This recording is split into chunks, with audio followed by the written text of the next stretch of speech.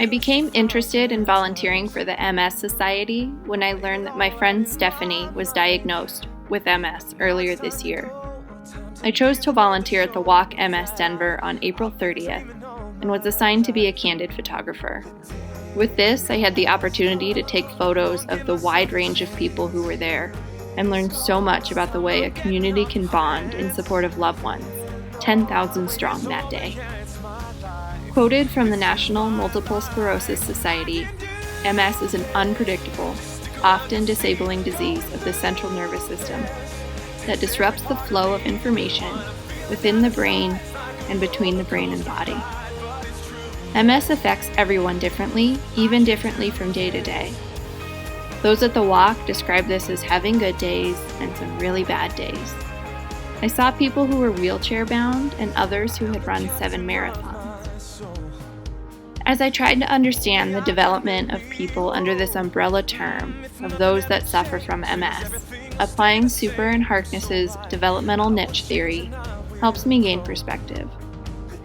Each individual on the planet grows and develops differently, given their physical and social settings, childcare and rearing customs, and the psychology of their caretakers, according to Super and Harkness.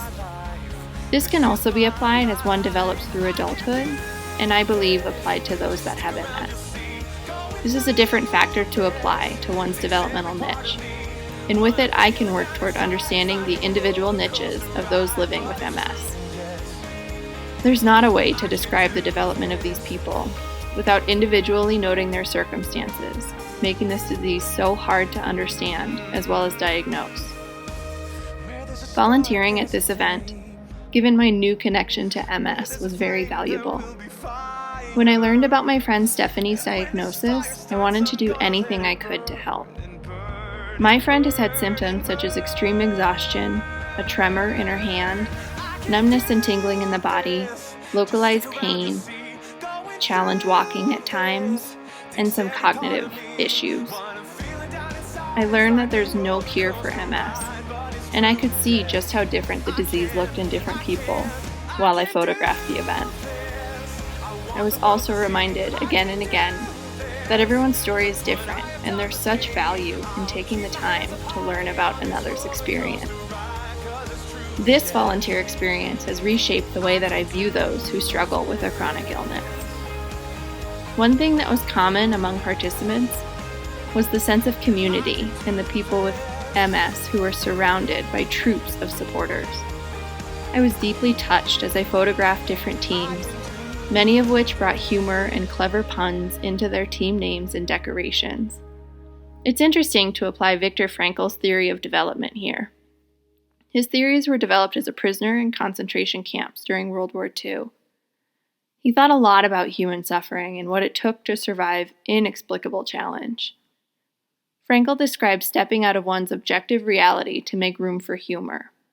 He thought that the use of humor was a way that one's soul could fight for self-preservation.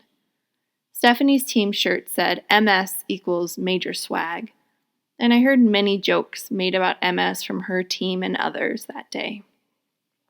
Frankl also believed that those with a sense of meaning within their life were better able to overcome suffering, and I think this can be applied to those that are struggling with MS.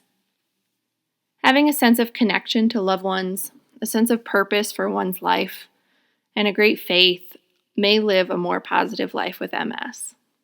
I'm now looking forward to future events with Stephanie in support of the Multiple Sclerosis Society, but more importantly, I'm grateful to have had an opportunity to learn more about multiple sclerosis as a disease and understand more about those who live with it.